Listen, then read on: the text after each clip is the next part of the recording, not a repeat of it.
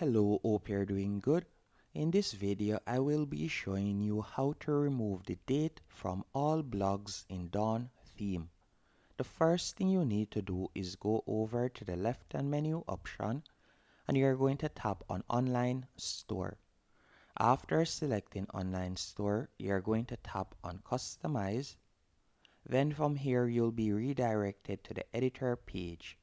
On the editor page, you're going to tap on Home Page at the top right here, and you're going to select Blog Posts. After selecting Blog Posts, you're going to tap on Default Blog Posts. Then I want you to go over to the left-hand menu option, and right where you see Title, you're going to tap right there. And at the moment, you can see that the date is being shown right there. You're going to tap on Show Date. You're going to untick that.